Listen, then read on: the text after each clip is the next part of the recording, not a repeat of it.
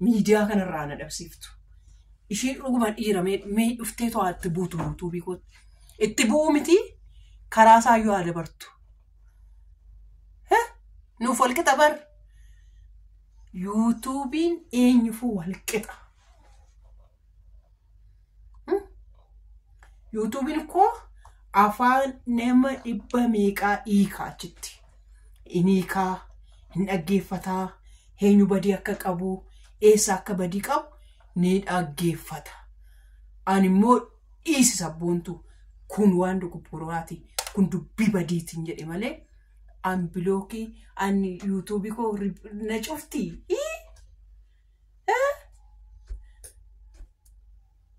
Nan cufaatti akka hin cufamne. Mi'a tuqtuqa mi'a baatu. Siin immoo bakka ati deemtutti hundumaa iiti speechidhaan ansi kassasa ishiin koomantii haadha eebbaa guyyaa lamaaf cufi jette sun suma mataa kee YouTubii eessa deemte akka atin ilaalle yoon sin goosifne. Baali kuni walitti nama naqxi. Odoo YouTubii akka keenya amma baatee hojjette ati nama yuun jiraachiftu. Oduma immoo akkuma sabboontuun jechuudha. Yoo boontellee yoo dubbattellee amma dhugaa rabbi. Caraka keetii seetee sabboontuun dhugaa rabbi. Dhugaa dubbachuu jedhame. Ani koo badii ishirra deebiinsi jedheeni malee koo sabboontuun koo jechuudha. Anaaf maal akka taate hin beektu. Ammas ta'e borus ta'e nan arrabsa. Maaltu si gashi? Waan si gashu maaltu jira? Ani nan arrabse obboleetti koo. Ani itti dubbadhe obboleetti koo. Ani taasa'u dhiiga koo. Koodee koo. Fayyoon isanaaf haadhoo. Sabboontuun isanaaf haadhoo. Ani walqixan isaan ilaala. Ofumaan baqabaqamiin. Ofumaati wannoon jedhin. Badii an qabu immoo badii qabda jedheettani. Gaa'illi namaa waggaa diigamu, gaa'illi namaa diigamu tan gammadu seexanadha. Ani immoo seexana miti dhala namaati. Gaa'illi akka diigamu barbaadu. Akka gaa'illi akka olii gadi gaa'illi akka ijaaramu hundumtiyyuu waaqayyo gaa'ila bareedaa isaa siniif haa kennu.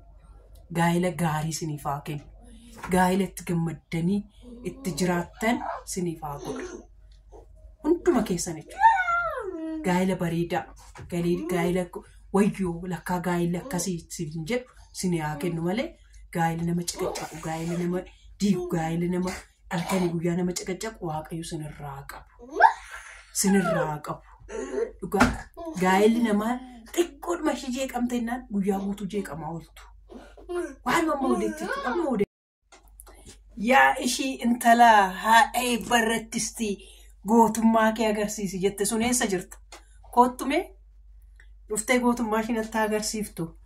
Yaa ishee mee gootummaa kee irratti cufiitii irratti gaxxamiite guyyaa lamaaf haadha eebbatti agarsiisi jette sun koottume eessa jirta? Akkana koottume YouTubein koo mirga namaa YouTubii ani nan jaaladhu mirga namaa nama mirga namaa namaaf eegu nama YouTubein namatti hojjeteef mirga namaa sirriitti namaaf eegudha. Maal godhetanii YouTubein irratti cufti? Waanuma xoorinati ol irratti banne tokkotti sitti hin fakkaanne? Siikoo sitti fakkaanne? Waan jaalatte sitti fakkaate sabboontu ana caalan jaalattu ishee. Of hin jajin, ofuma akkas hin godhin. Sabboontu ana caalan jaalattu jechuudha.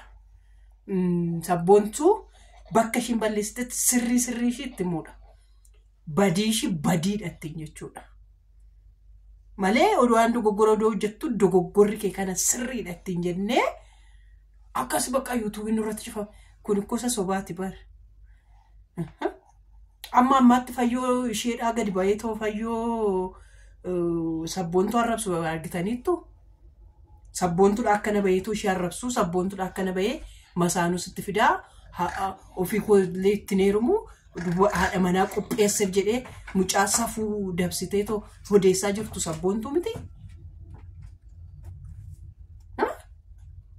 Sabboontuu waan akkasii kun sirrii miti. Gaa'ila namaa keessan galinii. Ani koo warra komotaatariin tokko immoo jirtu. Ati nama guddoodha walitti araarsu gizee dhibba meeqaan sinitti hima bilbila koo kaasuu didan. Bilbila koo waan kaasuu didaniifan asiin itti maa jira. Dobli bilana irraa kaasan ani suusii viidiyoo jechuu wannoo jedhadheen miti. Maal jechuudha? Wayin keessaa bahe. Keessaan baa'oon jedhe mata duree banti barre ani koo nama irratti barre. Ani hoggaashiin baddus hoggaashiin ani ofii kiyyaa hoggaan ishee arrabsu natti hin dhaga'amu. Namni gaafa ishee arrabsu garuu natti dhaga'ama na dhukkuba. Dhugaa Rabbii. Ofii kooti mushuk godhee odoo na bira jiraattee bala. Gadi ishii qabee ishii tumeefaa natti tola. Hoggaa warri komotaataroonni ishee arrabsitan garuu natti hin tolu. Kana beekaa gurra keessanitti calaasinaa jedhu. Hoggaa namni biraa ishii tuquun jaaladhu. Ofii kooti garuu mushuk ishii godhee ishii reebee gadi ishii gombisee akka barbaade doon godhee natti tola jechuudha.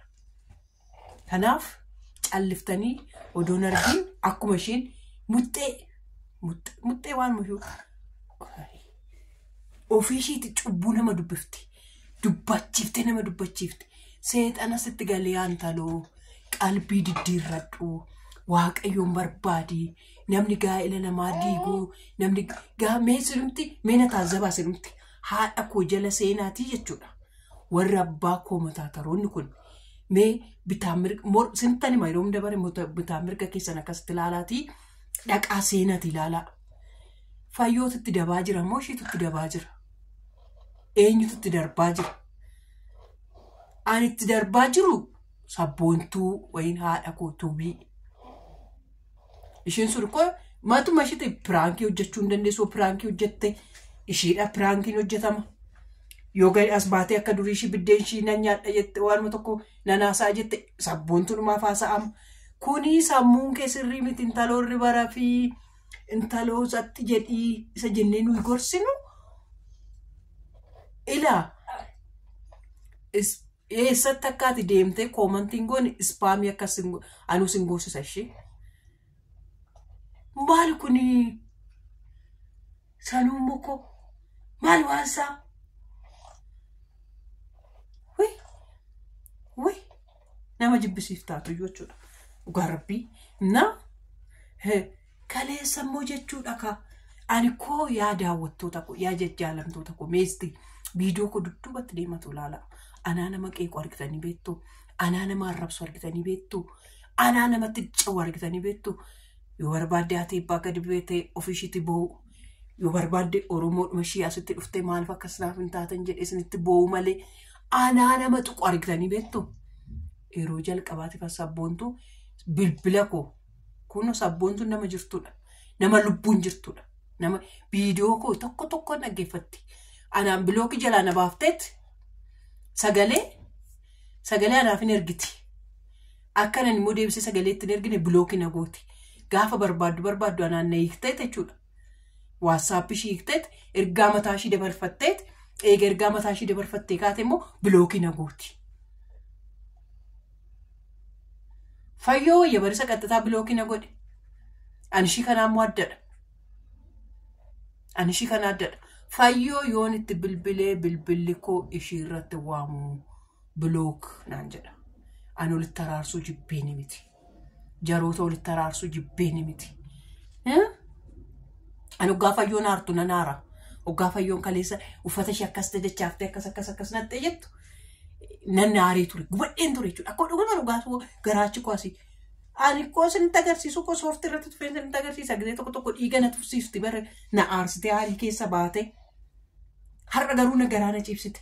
Ani jette boombii odoo natti dhukaaftanii ani jireenya koo gaa'ela koo jiiguutti dubartii cimtuun kanadha. Dubartii cimtuun gaa'ela ishii ijaarti malee gaa'ela ishii hin diigdu.